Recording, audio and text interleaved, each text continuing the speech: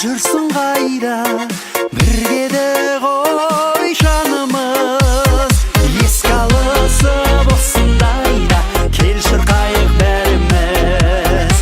Еске алысып осындайда, кел шырқайық бәріміз.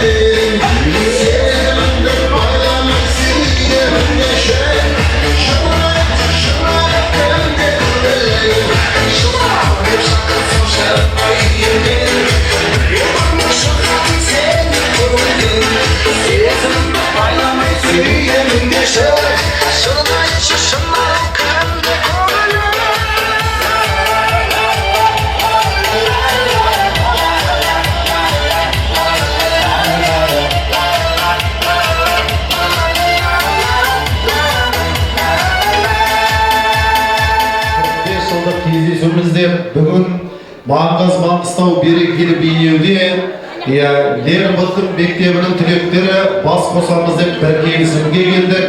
Ағайын, бүгінгі мерекемізді бастаймыз. Манағы сценарий бойынша дайын тұрамыз ағайын мінеке. Алыс жақыннан келген аға, жеңге апаларымызға қош келдіңіздер дейміз. Бүгінгі мерекеміз ортақ, қуаныш ортақ, бүгінгі ортақтасын жасап жатқан мереке құтты болсын ағайындар. Көп сөзбай, әдептен озбай, жақсылықты қозғай, бүгінгі тамаша мерейлі мерекемізді бастауға рұқсат етіңіздер. Бүгін керемет мереке, берекелі бейнеуімізде сонау Қарақалпақстан Республикасы Қожелі ауданы Чапаев бөлімінде Лермонтов орта 31-ші орта мектептің 1970 жыл мектеп табалдырығын аттап 1980 жыл түлеп ұшқан жастарымыздың, ағалар, апа жеңгелеріміздің 45 жылдық кездесу мерекесін бастаймыз ағайын. Сіздер аямай алақанды қол соғып отырыңыздар. Біз ендеше ортаға қарсы аламыз ағайын. Алғашы бірінші рет ортамызға алғашқы болып шығатын Баяманов Мақсат ағамыз және Бесімбаева Мария апайларды қошаметпен ортаға алсалайық. Шапалақпен. Қошамет, қошамет.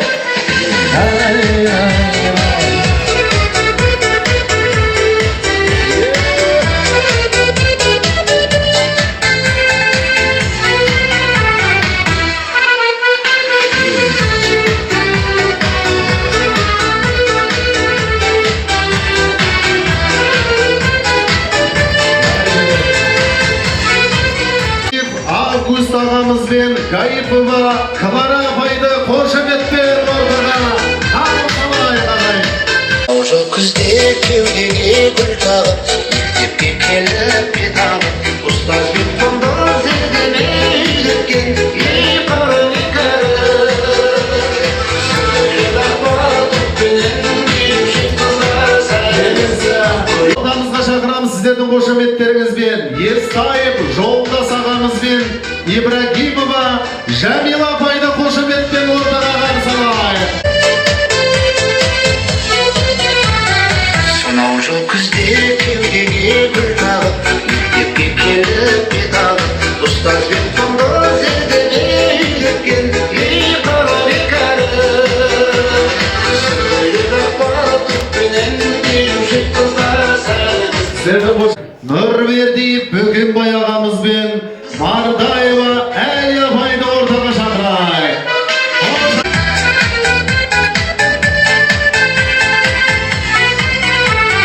Сонау жыл күзде кеудеге гүл тағып, мектепке келіп беталып, ұстазбен қондыз зерделей үйреткен ей қырын кәрі. Келуші қыздар сәлемізі. Келесі ортаға шығатын Рахаев Мағзам ағамыз, Темірбекова Света апайларымызды сіздердің қошаметтеріңізбен ортаға қарсылайық ағайын. Ақкөлек қызыл галстук жарасушы еді бәріне. Серікті 10 жыл тартымен тақтаны, достыққа қашты қақпаны, алашақтардан бәйісте алғашқы. Тілеубаева Салиха есімді апамызды қошаметпен ортаға қарсылайық.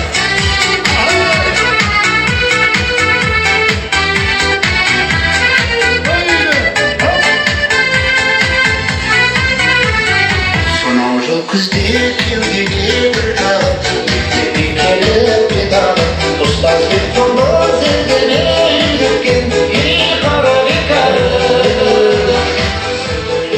Келесі ортамызға қарсыламыз Шоңқалып Тоқтасын ағамызбен Шоңғараева Бақыт апайды қарсылайық ағайын. Сөйлеп бәріне. Сөйлеп ақпаратпенен келуші қыздар сәлеміз. Ақкөлек қызыл галстук жарасушы еді бәріне.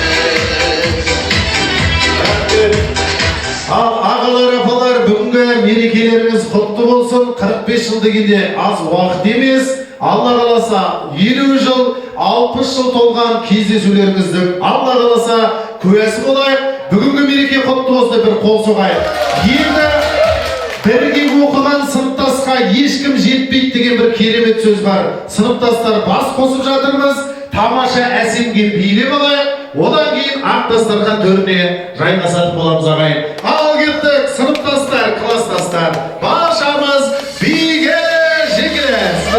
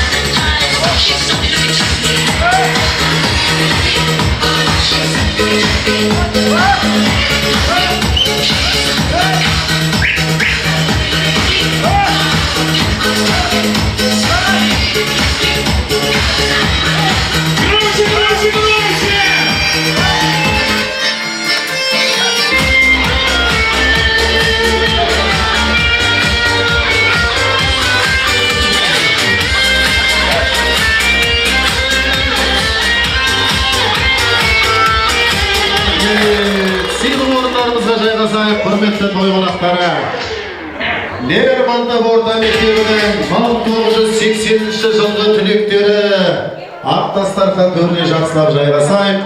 Ойсалар талай нәрсе бойымызға, сөйлеміз шақтақ қана ойымызға жиылып біздер келдік сыныптастар айтқалы 45 жылдық мерекелі тойымызға дейді.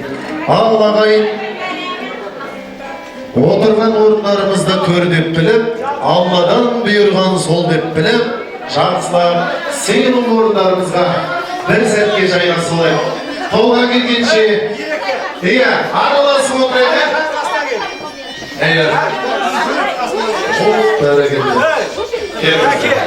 Света қайда?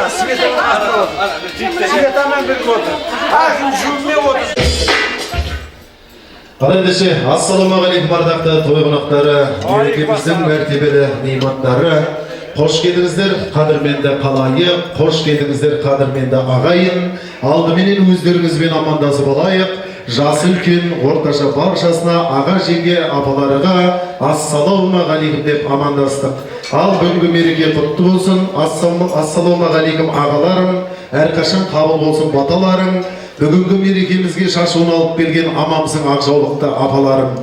Алтын асықтай, ұл күміс қасықтай, ұл өсірген шайнегі шоқтан қазан оттан түспейтін азат елдің азаматтары мен азаматшалары бүгінгі мерекемізге жиылған, атаның ақ баталары бұйырған, ал шеттерінен ақ көңіл, шеттерінен мейірбан, асылдың сынықтары, алтынның ұрпақтары осындай той жасап 45 жылдық мереке жасап қуанатын Лермонтов орта мектебінің түлектері бүгінгі 45 жылдық мынау мерекеміз баршамызға құтты болсын деп бір қол соғып мерекеміз бастайық ағайын.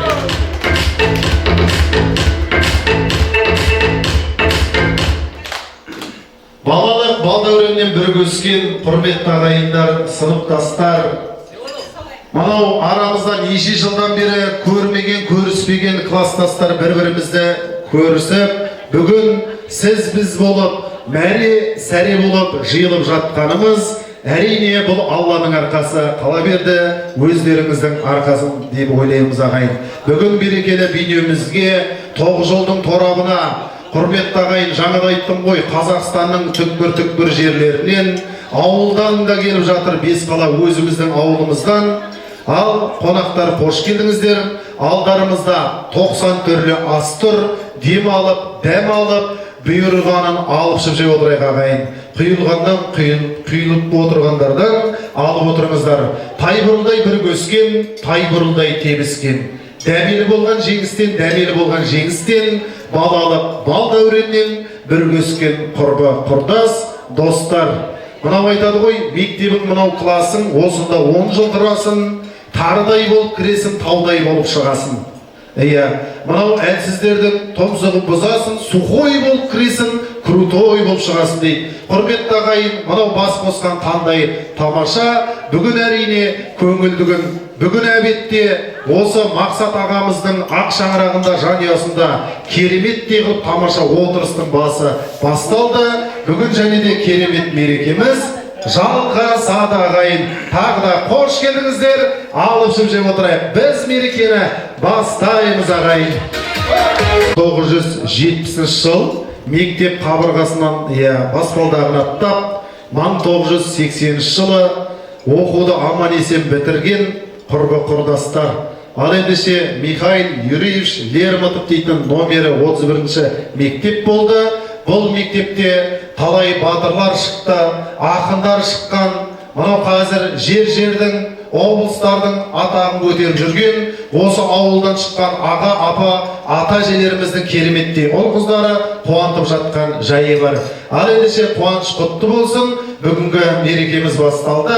Бірінші тамаша әсем әнмен бастағанды жөн көріп отырмыз. Ауылды бір еске алып, ауыл жайлы елге сапар деген әсем әнмен бастағанды жөн көріп отырмын. Қазір мынау санаулы минуттан ыстық шайларымыз келеді. Шанышқына түйреп, дәм дауызға сүйреп, бүгінгі мерекеміздің жақсы өту кімге байланысты деген керемет сұрақ бар сіздерде. Бірінші, барлығы айтады ғой, асабаға байланысты, асабаға деп. Асабаға байланысты және бүгінгі мерекеміздің жақсы өтуі 50% өздеріңізге байланысты ағайын. Бидің кезінде билеп, ойынның кезінде ойынға қатысып, ән айтатын кезімізде әнімізді айтып отырсақ, нұр үстіне нұр болады деп ойлаймыз. Олай болса, таяқ жерге тасталды, 45 жылдық мерекеміз басталды. Ал ағалар, құятындарымыз болса айналдырып, сусындардан алып жеп отырайық. Ал бір ауылды еске алып, елге сапар деген әсем әнмен бастағанды жөн көріп отырмыз. Ауыздарыңыз дәнде, құлақтарыңыз әнде болсын ағайын.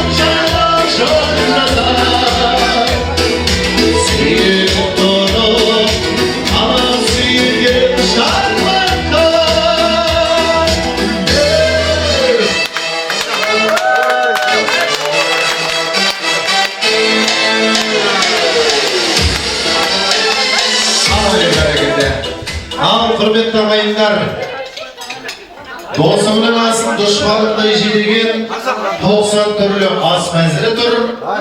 Жаңа айттым, шарышқыры керейік, дәл дауызда сөйлейік, және де ыстық шайларымыз келіп жатыр. Аталарымыз жолдан, әжелеріміз қоюлар жайдан қайтпаған, қазақи ұрпақ екенімізді білдіріп, құрметті ағайындар, дастархан дәмдерінен су суандардан алып ішіп отырайық. Ал ендеше арасында 50-ден, 100-ден бокалдарымызды, үріңкілерімізді түйістіріп, осындай мерекеде алып отырайық. Өткен кеткенді еске алайық. Ал құрметті ағалар, апалар, анау 10 жыл оқыдық қой бірге. Мектепте старс деген болатын ғой. Кім болды старс? Қол көтерші. Бәкең неге бәрін ұйымдастырып, сен былай отыр деп атсам, бұл енді старс болған екен ғой. Бәкеңе бір қол соқпайық, құрметті ағайындар. Апайларымыз айтады деді ғой, кейде мынау мойындау керек. Әр сыныптан бір тәртіпсізде ұлдар шығады еді. Бәрімізде қаруларымыз арасында. Сонда ағайларымыздың айтатыны ғой, оқымасаң оқыма, тыныш отыр деп. Сондықтан да тілек айтқан кезде құрметті ағайындар, тілек тыңдайық, және де ақ жүректен шыққан тілегімізді айтайық. Өйткені көп тілегі көл, мың тілек ішінде бір тілек қабыл болады деген керемет сөз бар ағайын қанеке. Ал алып отырайық, және де көңіл көтеріп, құрметті ағайын, бүгінгі кластастар қаншалықты бір-бірімізді сағынып қауышып жатқанымызды сіздердің қошеметтеріңізбен бір байқап көрейін. Ал ағаларымыз золотой, апаларымыз молодой деп бір шуға ән салып жібердік.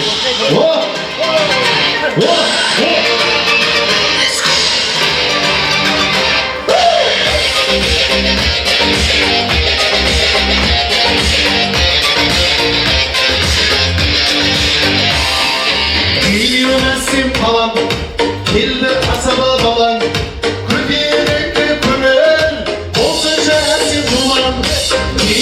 Сен балам, келді асаба балаң, көтеріңкі көңіл, болсын сен думан. Ағаларым золотой, апайларым молодой, қонақтарым дорогой, ашығына той.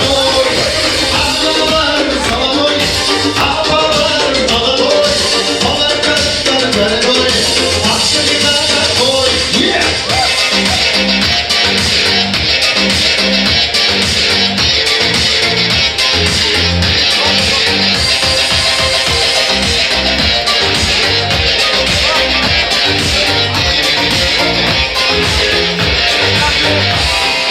жырдан маржан шашасын, әсем әнге саласын, 45 жылдық жасаған, 63 жасасын. Жырдан маржан шашасын, әсем әнге саласын, 45 жылдық жасаған, 63 жасасын. Ағаларым золотой, апайларым молодой, қонақтарым дорогой, ақшығына той. Ағаларым золотой, апайларым молодой, қонақтарым дорогой, ақшығына той. Қошыға. Рахмет. Шапалақтарыңдан айналайын, қошеметтеріңізге рахмет. Мынау айтады ғой, құрметті ағайын, алақанға соқсаң, шапалақ болады, шапалақ соққан бол, жомарт болады. Алақанға соға берсек, алақан не істейді ағайын? От болмайды, жарада болмайды, алақан қышиды екен. Қышыған қолға не түседі деген сұрақ. Ақша түседі дейді, көкем дұрыс айтады, пенсия кейін зарплата түседі екен. Айлықтар көп болсын деп бір қол соқпайық. Ағарғандардан алып отырайық өзіміздің оригинал ағарғандарымыз. Мына ағарғандар енді біздің ауылдан шығып тұрған жоқ, ауылдан келді ғой. Молодец, Қаратаудың биік шыңдарына мінуге болады. Баяғыда бір құрметті ағайын, бір апамыз күйеуіне бір риза болмай, сен постоянно той боласың, соңында мас болып қаласың депті. Бүгін тойға бара жатырмыз, мерекеге күйеуіне айтыпты, ішпей, ішіп көрмегенмін, Мүлдем ішпейін деп айттыпты. Ішсек зорлап айтса біреу. Жақсы депті, осындай құлалық бір үлкен тойға барыпты дейді. Сөйтіп жаңағы ағамызға бір көкеміз түйіп жатыр дейді. Аға 50 грамм алайық десе ішпейін депті. Екіншісі келіп айтады дейді. Аға 50 грамм алып жіберейік, ішпегенмін депті. Үшінші бір жас қызы келіп, құда ішейікші 50 грамм десе, мүлдем ішпегенмін деп айтады дейді. Сонда жаңа қыз айтады дейді, аға түріне қарасам, ішетін сияқтысыз ғой десең, ағамыз келіншегіне барып айтады дейді. Әне біліп қойды, не болды деп айтады дейді. Ал сондықтан да 50-ден 100-ден алып отырайық. Бүгінгі мерейлі мерекемізді алғашқы тілек иелерін ортаға шақырып, мынау баталы елге бақ қонар деген керемет сөз бар. Алғашқы тамаша тілекпен мерекемізді ашып алайық. Одан кейін ән, би, ойын біз сіз болып құрметті ағайын бүгінгі 45 жылдық мерейтойымызды баршамыз бір жеңнен қол шығарып, бір жағадан бас шығарып, жұдырықтай жұмылып өткізейік деген керемет тілек бар, ниет бар құрметті ағайын. Алғашқы ақ тілекке құрметті ағайын, өзіміздің Маңғыстауымыздың шаһары Ақмаржан қала Ақтаудан келіп отырған осы сценарийді ойласып жаздық. Біздің үлкенімізден Сәрсенбаев Таңатар ағам бастап берсін. Енді ұлдар қыздарды араластырып тілекке шақыра беремін. Таңатар ағамен шығатын ортаға Мария апайымызды қошаметпен алғашқы тілекке шақырып алайын ағайын. Сіздерді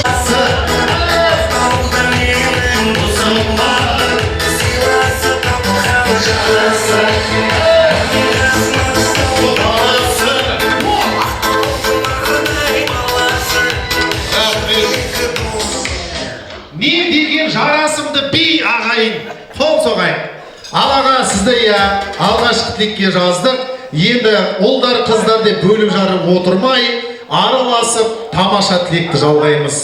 Ал Таңатар аға бүгінгі мерекемізді бастап беретін әрине өзіңіз. Құрметті ағалар, жеңге апалар, класстастарыңыз тамашалап бүгінгі мерекемізді бастап берсін. Таңатар аға былай келісіп алайық. 10 жыл бірге оқыған достарыңыз мектепте енді 1-ші сыныптан деп айтпай қойайын. Сол 6-шы сыныптан 10-шы сыныпқа дейін мектепте қандай қызық жағдай болды, оқиға болды, сондан біреуін айтып берсеңіз, еске алып отырайық, ойнайық, күлейік, еске алайық өткен шақты деп жатқан жайымыз бар. Қызық, тілектен кейін мектепте қандай қызық оқиғалар болады, осының ішінен біреуін айтып кетсеңіз болады. Тәкеңе қошамет.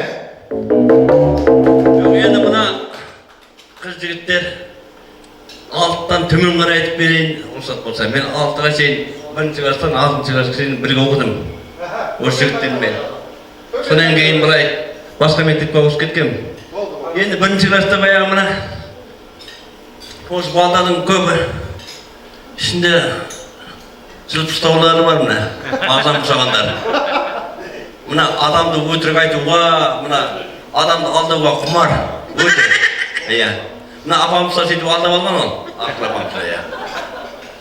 Мына 1-ші апрель күні директор шақырып алды деп кабинетті шақырған, жүгіріп барсам, мынау айтқанда жүгіріп барсам, әкесі шақырмаған екен, 1-ші апрельге мен оны ойнамағам, үйден жүгіріп кетіп мектепке келсем, директор сені шақырып алды, кеше сабақта бір нәрсе дейді. Жүгіріп барсам, сені ешкім шақырған жоқ дейді, мына маңзам айтқан ғой дейді. Сондай бір қызықтар болды. Бір-бірімізді айтып, шыңғысы намыстылап есінде заман болды, өмір жақсы еді ғой. Бір-біріміз сыйласып сондай. Әзірге қарағанда мыңда шүкір еді. Сол қызықтар болды, ары қарай. Енді 6-ші класстан былай қарай енді 10-ші класқа шейін көрді. Оқыған жоқ, басқа жаққа жамбыл әділде оқып кеттім де мен. Содан кейін осы достарымды 1-ші класстан нанды бірге бөліп жүрген қимаймын. Ал енді сол қызықтар болды. Ал мына Алпыстың қыз жігіттері бүгінгі мына жиналып жатқан дастархан құтты болсын. Тек Алла тағала алдынан ұзағынан сүйіндірсін. Осылай дастархандарымызды ізімізде ұрпақтарымызға нәсібесін жеткізіп Алпысты. Мына 45 жылдық деп жиналып, Бесқаладан келіп жатыр, Жамбылдан келіп жатыр, Ақтөбеден келіп жатыр. Бәріңе де рахмет, Алла сыйласын. Өстіп, уақыттарыңды қиып, мына күндеріңді өстіп жол жүріп келе жатса бәріне Алланың ризасы болсын. Ал енді 45-тен арға 50-ге жеткізе жиналайық. 40, баяғы 35 дегенде заттар істегенім жоқ, 40-лықтайды басшыларымыз әмелер. Сонымен жиналып бір келдіміз. Ішімізде енді бір мектепте оқығанда 24 едік бітер. Дұрыс па? Ана 3 қыз қосылған жоқ, ана имандымыздан 1-2 баламыз қайтыс болды. Ішінде 1-2 баламыз бізге қосылмай қалды. Sonra қарағанда енді бізде 7 қыз 7 бала болып жиналып, қасында жұбайлары бар. Қыздарымыздың сонымен осындай бір столға жиналып отқан уақытымыз бар. Біз аз да болса көптен болып осындай қуанышта бастамыз қосайық.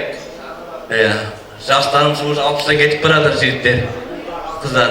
Өстіп бір-бірімізбен сыйласып, ары қарай ұрпақтарымызға үлгі болсын келешекке деп осылай жиналып жатқан уақытымыз бар. Міне, алтын келгендеріне бәріне рахмет. Алла Тағала тек осы дастархандарымыз қуанышқа жайыла берсін. Бәріне тек аманшылық болсын, дендері сау болсын. Алла Тағала тек 50 жылдыққа отырып нәсіп етсін. Жастарына жас қосыла берсін, тек мына құтты бола берсін 45 жылдықта. Құрметті класстастарымна, 45 жылдық кездесуіміз құтты болсын, деніміз сау болсын, осылайша жарқырап 50 жылдықты да қарсы ала берейік. Барлықтарыңызға отбасыңызға амандық тілеймін. Дендеріңіз сау болсын, осылай жарқырап жайнап отыра беріңдер, немерелердің қызығын көріңіздер. Қысқа нұсқа.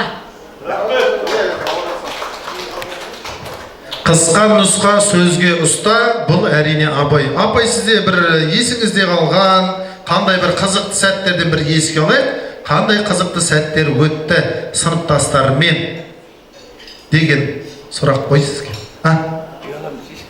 Тек оқуға былай шықпадыңыз. Ай, бәрекелді, бір қол соқпайық. Таң атараған бастады, апайымыз қоштады. Қол соқпайық мінекей, сыныптастар. Неше жыл оқыдым дедің жаңа? 6 жыл. 6-ға дейін бірге оқыған, тәкеңдей, мен бір алысқа көшіп кеткен. Мен Жамбыл облысы, Жамбыл әддел ма? Мен Жамбылға көшіп кеттім. Жамбылға көшіп кеттіңіз ба? Бәрекелді, бір қол соқпайық, құрметті ағайын. Ал ендеше тамаша тілекті бастаған ағамыз бен апайымыздың ағзарма ақ тілегі қабыл болып, періштенің құлағына шалынсын. Тәкеңді өте керемет қылып айтты, қандай қызықты сәттер өтті. Тәкеңнің жүзіне қарасақ та көңілі ақ, жүрегі ақ, аузын ашса жүрегі көріп тұрған ағамыз екен көріп тұр. Аузына 32 тіс болса 18-і золотой екен ағамыздың. Молодец. Ағам күлібет қараш, аузы ламбард қой кәдімгідей ше. Ал қол соқпайық, сыйлық орындарымызға жақсылап жайғасайық. Қошемет!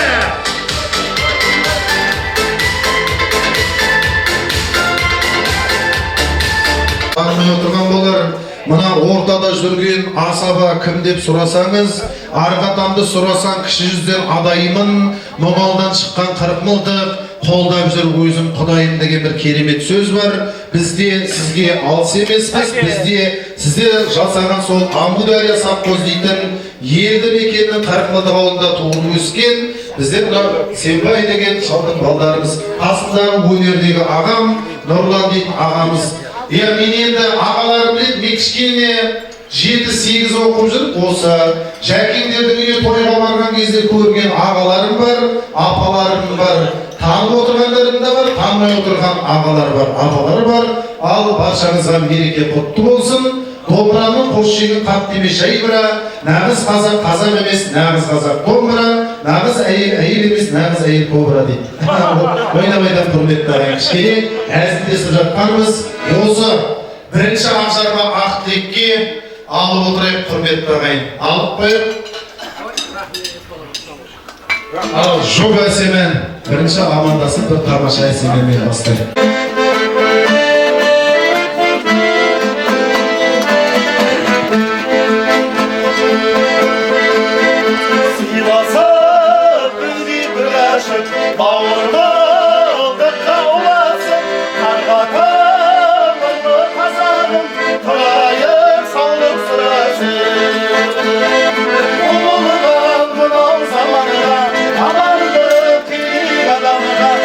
Kayser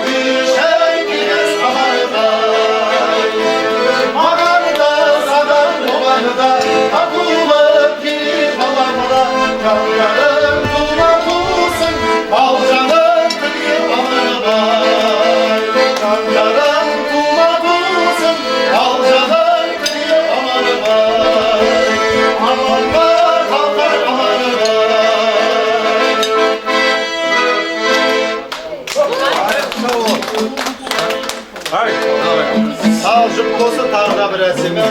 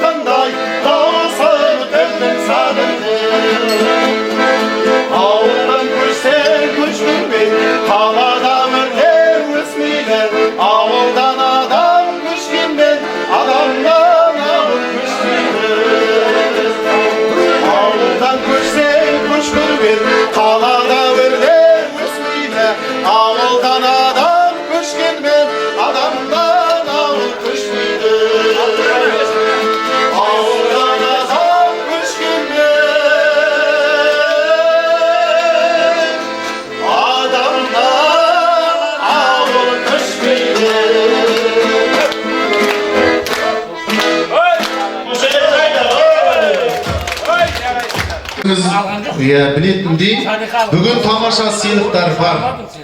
Сондықтан да тамаша ойындар болады. Ойынға ат салысып отырайық, құрметті ағайындар. Тамаша сый-сияпаттарымыз болса, сыйлықтарымызды дайындап қоямыз. Қазір енді пока что билетпеймін, өйткені дастархан басында отырмыз. Қазір бір тамаша ойын болады, құрметті ағайын. Сізбен біз білетін тамаша әсем әндерден музыка әуені ойнайды.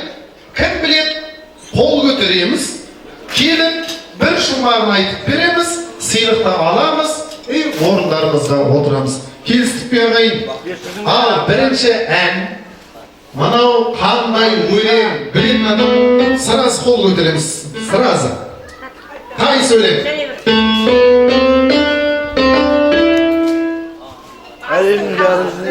Келші, апай. Кел, апай, келіңіз. Рахмет. Қайда келе жатсыз? Тараздан, Тараз шаһарынан келген апайға бір болса, қайттан шығыңыз, сіз мерекеде жүріп билеп шықпаймыз ба? Ан жерге бар.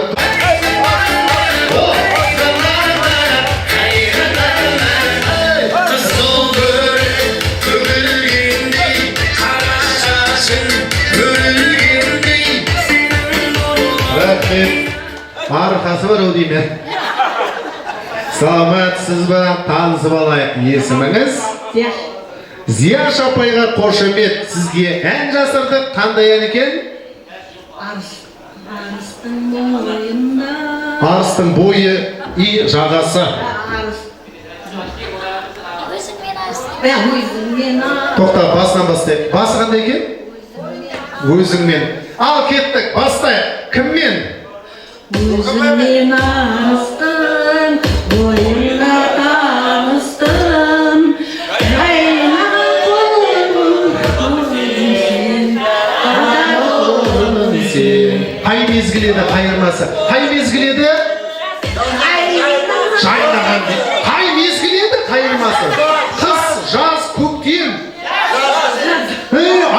енді жаз еді. Қол соқпай құрметті ағайындар. Апайымызға қол соғайық. Киелі 2000 жылдық тарихы бар Тараз шаһарынан келген апамызға мына сыйлықты берейін. Құрметті ағайын. Апа, сіз кішкене алжасып кеттіңіз. Сондықтан да сізге бір сұрақ қоямын, иә? Оңай, қиын. Оңай. Атыңыз кім? Дұрыс. Дұрыс, қошемет. Отырыңыз орынға. Ай, бәрекелді. Екінші ән. Мынау қандай өлең, кім біледі? Мұқият тыңдаймыз.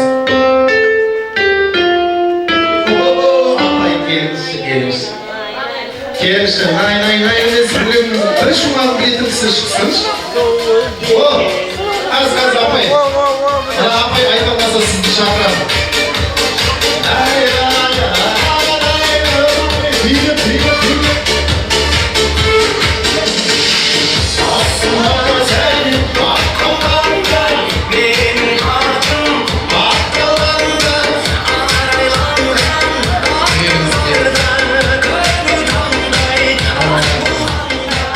Апай туфлиді өлтір жіберген екенсіз. Молодец. Танысып алайын, есіміңіз және қай жерден келдік, қай қаладан келдік? Жаңаөзен қаласынан келдім. Батыр қала Жаңаөзеннен. Есіміңіз? Клара апайымызға. Клара деген айта алмайды едік біз кішкентай кезде. Кіләлә, крала деп айтатын едік. Биыл айтып үйрендік шүкір. Ләле дейтін сияқты. Иә. Қандай ән екен апай? Бір сұлу қыз. Бір сұлу қыз. Кеттік бір шумағы. Қайырмасын айта қойыңыз. Тоқтаңыз. Жоқ. Тоқтаңыз. Кім біледі дұрыс жауабын? Кеш апай, кеш апай. Келеді менің сізге айтайыз. Кім болады? Танысып көрген бұрын қызбен.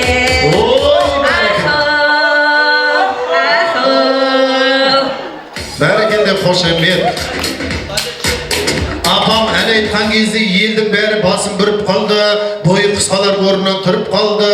Ахоу деп өлең айтқан кезде отырған ағаларым бәрі де сарып қалды деп бір қол соқпай құрметтаған.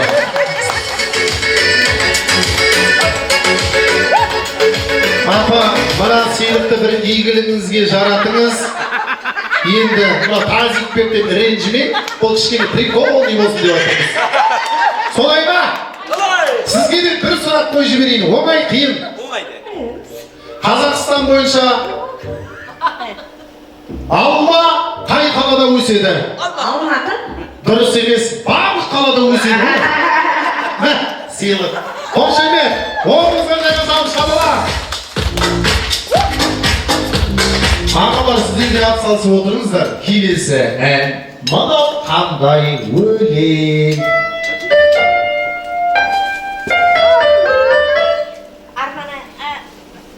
Апа, болды енді қатыса алмайсың, енді сыйлығынан үндемей тыншы отыр. Оқымасаң оқыма, тыншы отыр деген аттайға бағана айтып кеттің ғой. Мынау, осы әнді білетіндер бар ма? Тоқтасын Жезуға білесің ба? О, кеш, міне. Әшкеңнен айналайын, мәке. Мәке, кеш, билеп кеш. Кел, мәке, кеш.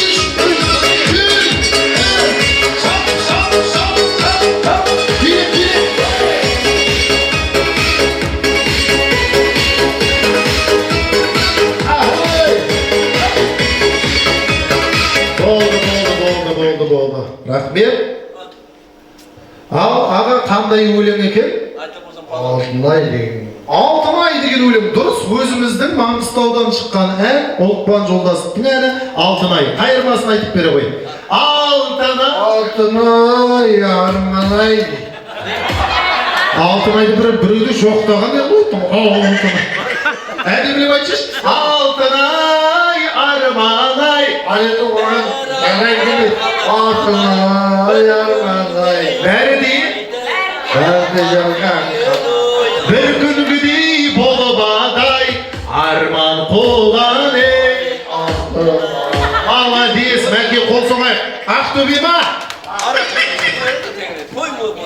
Ақтөбе, қол соғайық. Ақтөбеден екі кластасқан. Ал ұстайсыз ба? Ал бармайды, мал. Kepim var uyda. Жоқ, мал ұстайсыз ба? Мал бар ма үйде? Ay, jilet ulan. Жетеді енді. Мына бір қажеттілігіңізге жаратыңыз, сізге керемет шелек. Бұны лақтырып жіберсең де сынбайды.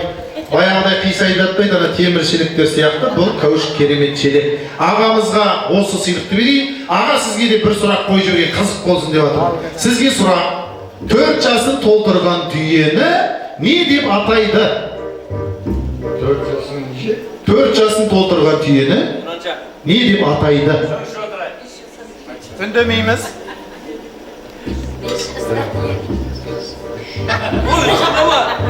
Kırançay. Құнанша дейді.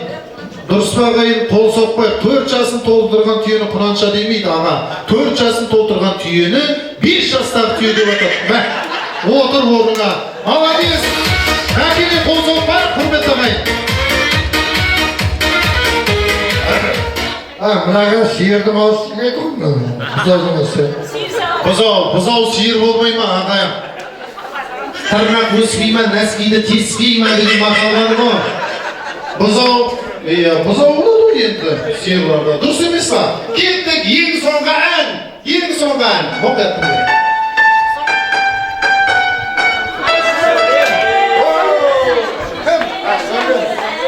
Әрем отыр кез ол. Әрем отыр кез. Тұр, белеп шығасын. Жәкеңнің жолдасы. Жеңгеміз ортаға.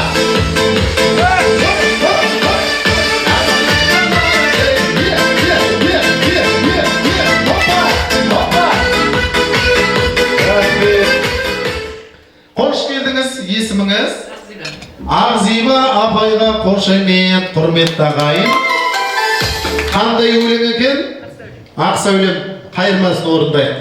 Ay ay ay ay ay ay ay ay ay Ақсәулем, мен де сенің жақсы әнің болайын.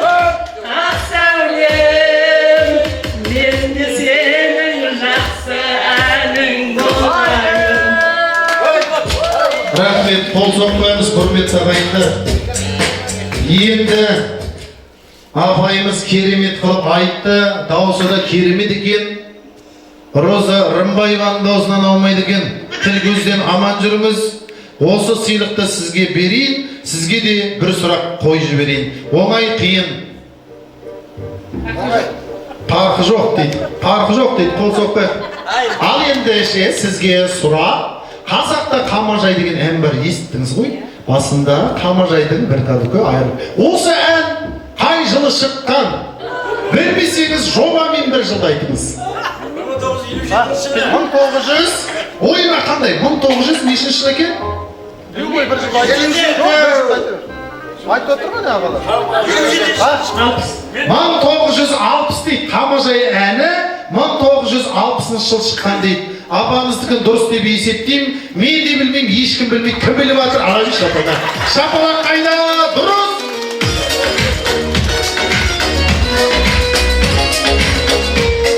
Осындай сыйлық беріп тастаған соң, молодец. Кім әнші біліп алдым. Ендеше құрметті ағайын, тағы да бір тілек алып алайық. Одан кейін бір биге шақырғым келіп тұр, құрметті ағайын. Ал тілектен бүгін Тос берейік арасында. тос берейін деп жатырмын ғой енді, Мәке.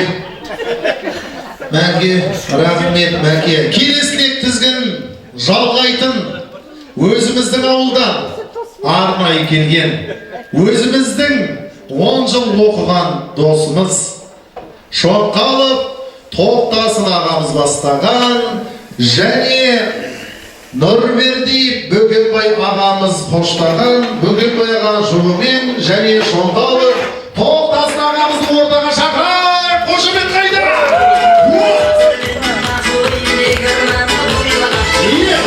Қош шегінде ойнадым.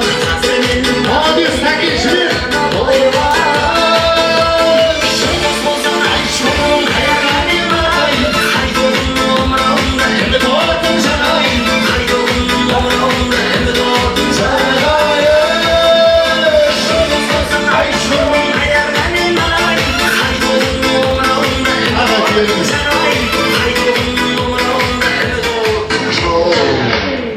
Тәке бұрын ауылда өзің болсын. Ал ағалар, жеңгелер, қош келдіңіздер. Мереке құтты болсын. Жаңа келісіп алдық. Мектеп кезінен бір керемет, өткен қызық шақтарымыздан бір қызық айтып кетейік, құрметті ағайын. Ал тілекті бастайық. Қош келдіңіз. Қайнаған ба? Молодец. Ниеткен қайнаға. Күйеу балда сыйлаған. Қайнаға шала пайдаға дейді, құрметті ағайын. Қол соқпайық енді.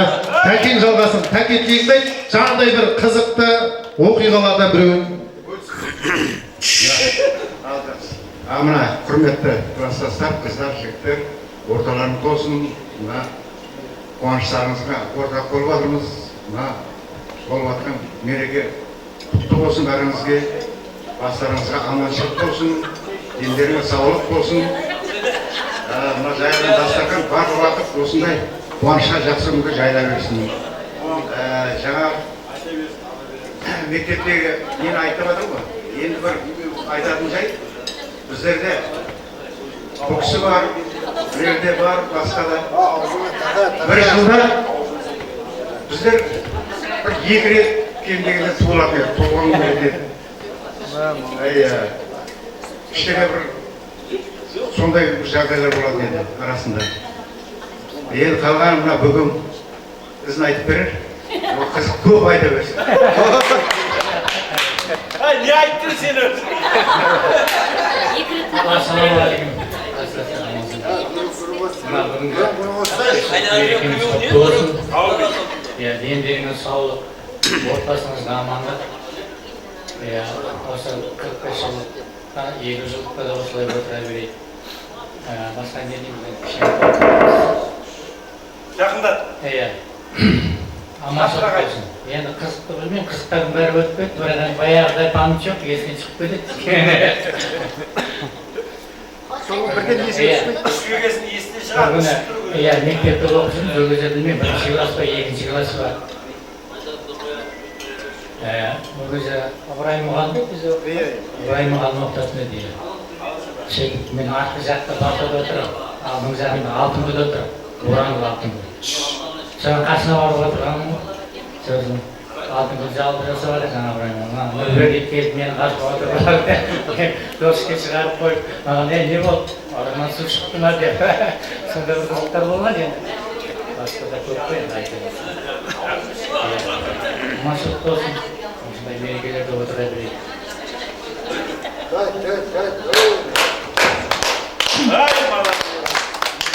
Бүгінгі құтты болсын. Бүгінгі мына таңертеңнен бері айтып жатыр ғой, жақсы тілектердің бәрін Алла қабыл етсін. Әрқашанда осылай үлкен дастарханның басында жақсылықтың үстінде кездесіп жүре берейік баршамыз. Алла денсаулық беріп, тойлардан тойға баса берсін әрқашанда. Той болсын, тек қана кесек тойға берейік ауылымызға. Барлықтарыңызға тек той тілеймін. Ол қыздардың қызығын көрінген әрқашанда. Тек жақсылық болсын. Дастархандан әрқашанда жақсылыққа жайылып, тойға бере берейік. Бейнеу, Ақтау, Ақтөбеге. Қожеліге. Той баса берсін, той болсын тек қана. Ай, бәрекелді. Қол соқпаймыз, құрметті ағайын. Өзіміздің ауылдан, туып өскен жерімізден тәкең келсе, Тараз қаласынан ағамыз келіп жатыр, Ақжарма ақ-тілегін айтып, жеңгемізбен мыңда бір алғыс айтамыз. Сонау шақырымды бағындырып, қазір мынау шекара асып өту, жол жүруде қиындық кетті. Енді ауылға барып қайтуымыз да қиын болып тұр, құрметті ағайын. Сондай қиындықты жеңіп, тәкең келіп отыр, Тараз қаласынан келген ағамызға бір аямай қол соқпайық. Мынау айтады, құрметті ағайын, иық қасқан, пәк тұратын арқада, оқыды қой бір мектепте, бір партада, сүйем деген сөзді айтуға батыл жоқ, есімдерін жазып кетушек партаға дейді. Парталас достар жасасын. Енді сіздерді бір сәтке кішкене 50-ден 100-ден алып алыңыздар, одан кейін түгелдей биге шығайық, құрметті ағайын. Рахмет, Алла разы болсын сіздерге. Осы тілекке алайық, қанекей, үріңкілеріміз түйістіріп аламыз, одан кейін түгелдей биге шығамыз, құрметті ағайын. Тәбетіңіз тартпай қалса 100 грамм, 100 өзге көңіл толмай қалса 100 грамм, бастығыңнан сөз естісеңде 100 грамм, тұмауыңды емдетсең де 100 грамм, бір атамыз айтқан екен әжемізге, кемпір болсаң қыз қыламын, қалампайым 100 грамм деген екен. Алып қойыңыздар, ал осы ақтекке алыңыздар, одан кейін түгелдей, біз сіз болып құрметті ағайын тамаша бимен ортаға шығып, балалық шақты еске алып, ортаға билейік ағайындар.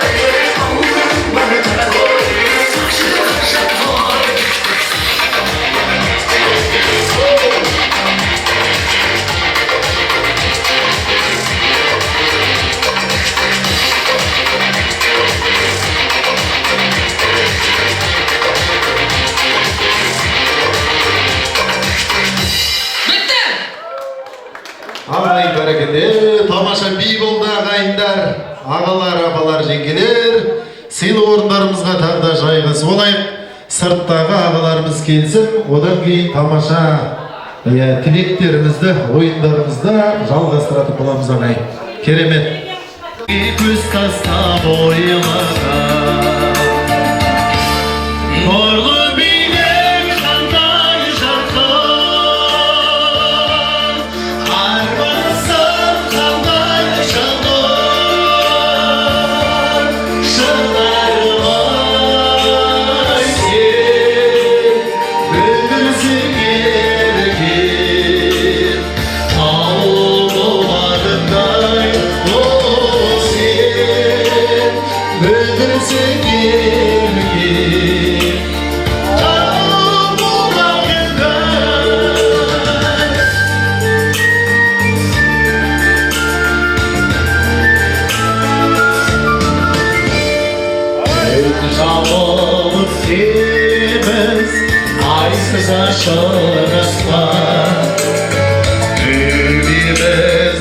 Soğuklar üstsüz şamoylasam Barışardan sarmana Baykalmaydı vatan Sol dediğin kulaş Sol dediğin makar Sol dediğin kulaş Sol dediğin makar Sol dediğin kulaş Sol dediğin makar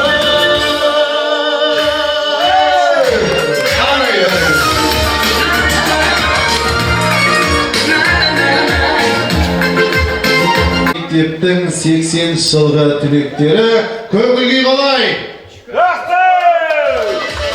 Мәкеннен басқасының 10 емес сияқты көңілге қалай ағайын? Енді кімнің көңілге мықты оң қолды көтерейік. Енді оң жақтағы кісінің иығына қолдарымызды қояйық. Оң жағымыздағы кісінің. Бастарымызды оң жаққа бұрайық. Енді айтыңыз, сіз күштісіз деп айтасыз ба? Айтыңдар ма? Бәріңіз айтыңыздар оң жақтағы адамға. Айтыңдар ма? Міне, оң жақтағы кісінің иығына қолдарымызды қойып, оң жаққа басымызды бұрып, сіз күштісіз деп айтыңызшы. Енді сол қолымызды көтерейік баршамыз. Сол жақтағы кісінің иығына қойайық. Сол жақтағы аға, мәке, сол жақтағы кісінің иығына қолымызды қоямыз. Міне, сол жағымызда жақтағы. Барлығымыз сол жаққа басымызды бұрайық. Жаңа бірінші не дедіңіз? Сіз күшті деп айттыңыз ғой, иә? Бәріміз сол жақтағы кісіге қарайық. Енді білем деп айтыңызшы. Әне, мотивация деп осында бар. Ал мереке құтты болсын, бір қол соқпайық, көңілге.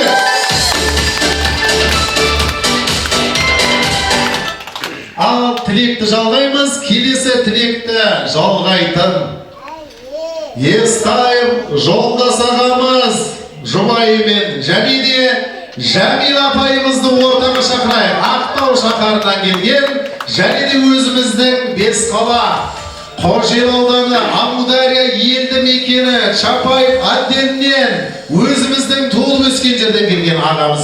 Қошеметпен ортаға келіңіздер. Және билікпен билік.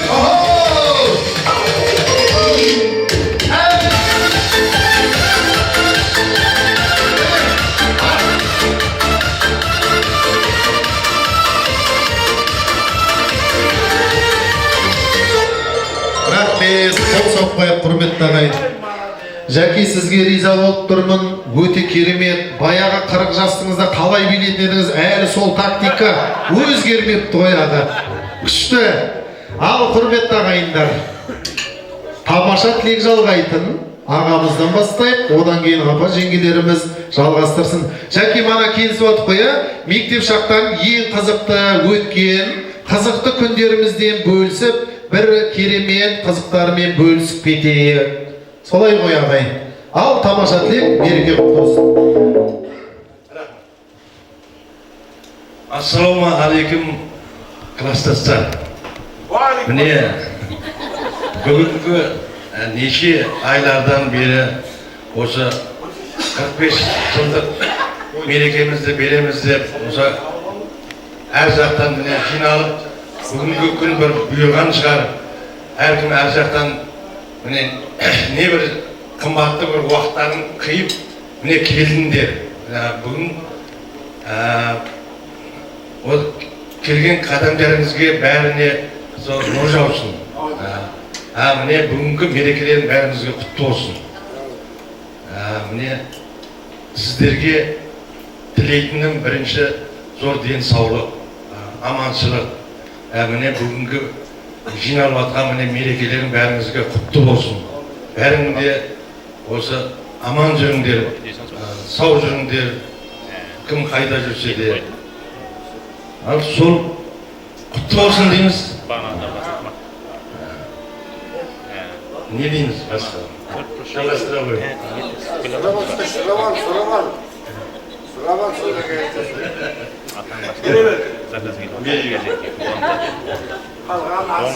Қыздар, жігіттер, құрдастарым, бүгінгі мына бас қосу мерекелеріміз құтты болсын. Біріншіден баршаңызға мықты денсаулық тілеймін. Бала шаға аман болсын, еліміз тыныш болсын, мінекей. Жақсы тойлап жатырмыз, мінекей. Баршасы осы ауызбіршіліктің арқасы. Міне, биыл 45 жыл болса, ендігі 5 жылдан 50 жылдық, 60 жылдық мерейтойлар тойлай беру несіп етсін. Басымыз аман, бауырымыз бүтін болып, ешқашанда ортамыз азаймасын. Сол денсаулық берсін, денсаулықтың арқасында осындай шалқып жүре берейік.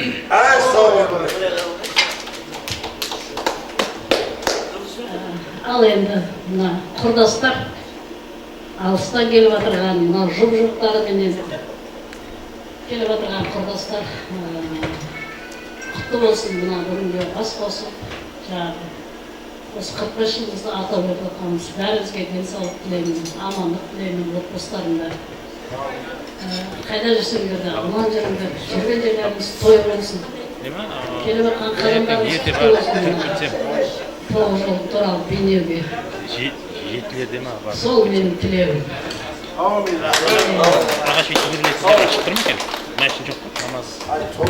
Бәрекелді. Ал жәке кішкене әңгімемен бөлісіп едік па, қандай қызықты оқиғалар өтті? Лермонтов орта мектебінде бар ма есте қалғаны? Айтсайшы, баяғы мені қандай Міне апам. Жолдас менің көршім ғой. Әрі көршім. Мына шетте жолдас тұрады, ортада мен тұрамын, мына жақта Сапар Құрылбай тұрады. Одан кейін Кызара, одан кейін Мәрия тұрады. Соған бір күні, былай ғой, мақтада жүріп келісіп аламыз ғой. Бүгін әлеміне барамыз дедік қой бір күні. Жолдас айтты, давай барамыз деді. Бірінші туылған күн емес, құдай дәм болсын. Түнгі сағат 11-де шықтық. Жолдас өтіп бірінші біздің үйдің қасынан зулап, Сапаровтың үйіне қарай. Бата деген кезде мен барамыз деді. Екеуі ертіп алып Клараның үйіне барамыз, есіне жазба. Мамасы жібермейді ғой. Марияны да жібермейді, көңілше шықпайды. Сосын Клараның үйіне барып, жалынып жалпайып алып шықтық. Теберсін Салтан апа жіберді әйтеуір. Bir kez Meryem'le var, Meryem'le var onun gücü 12 oldu. Zekeş'in boyunda takılıp oturmuş. Sen var dedi. Ne bizge aytmayalım Meryem. Ben bir denizinde jatam sol açtım. Meryem desek oldu. Жолдас бармайды. Bir kez Сапарып кетті. Сапарып Құрылбай кетті. Пәтекісін шешті. Есігінің алдында Алит жатыр. Алдырақ қоясың ба деген сияқты. Айтқам, мен айттым, бәрі алап, торшқа ашып терезеде бөлмеде жатып, соған бар, бәрі десең болды, қатсаң естіп қалады деп. Сол кезде шартпай бар, тоғызда басына кетуің керек те, соған дейін кетуің керек. Бәрі кеткен берші, терезеде. Сапарып келіп тұр. Аяғы солай ақ, бәтекісі біз ұстап отырмыз. Сосын келіп алып айтып, тиверсін сөзіміз арылмасына бедет. Мәриям Алиті де білмей қалды. Ал Алиті де білмей қалды, мен бақалды дейді. Зекештің ішінде судың жағасында отырмыз бәріміз. Сөйтіп жолға шықтық.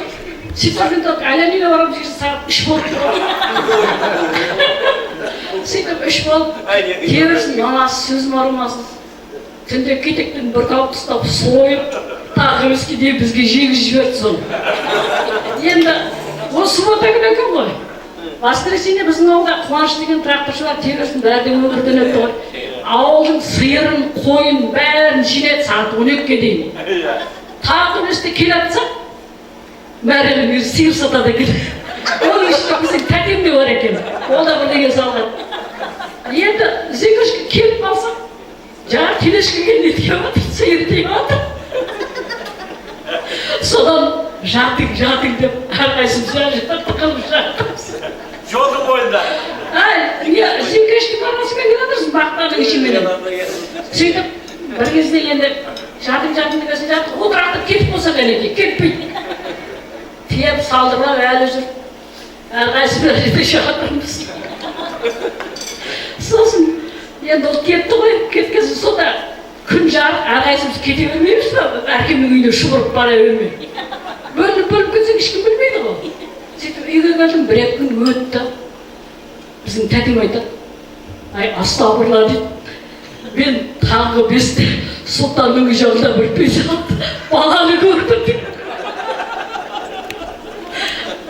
Бір қарасам жоқ болып кетті. Сол жақта жын-жайдан бар еді. Жын-жайдан арайды. Сосын мен күліп жібердім. Одан мен үйден кетіп қалғанмын. Біздер кеше Әлияның үйіне барып едік. Сендер сиыр тиеп жатыр екенсіз. Есекештің ішінде тығылып отырдық, сендер кеткенше. Бәлет болғыр, әйтеуір көрмедім біледі. Сондай бір қызық болған. Жолдасымыздың телехранителім бар.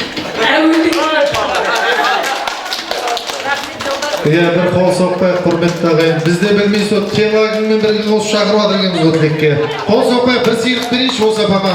Керемет, қызық сәтті айтып берді. Қол соқпай апамызға. Мінекей, Ақтаудан келген апамызға.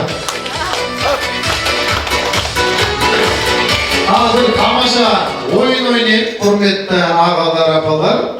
Иә? Төрде отырған екі аға келіңіздерші. Иә. Екі аға ортаға келіңіздер. Тәке сіз де келіңіз. Аға сіз де келіңіз. Ереке сіз де келіңіз. О, кел ортаға.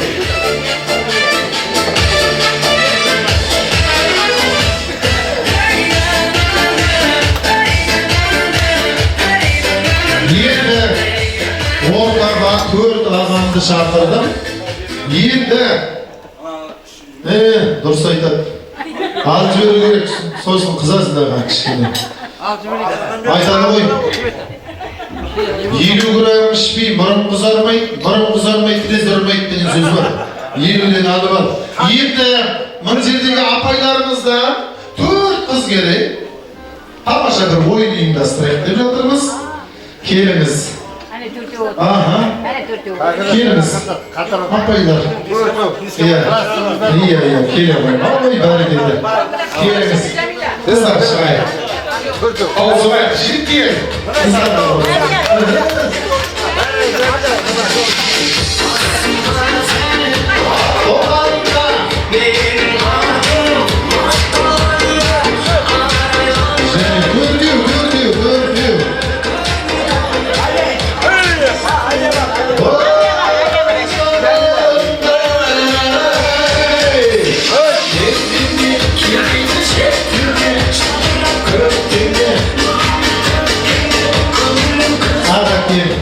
Енді ойынның шарты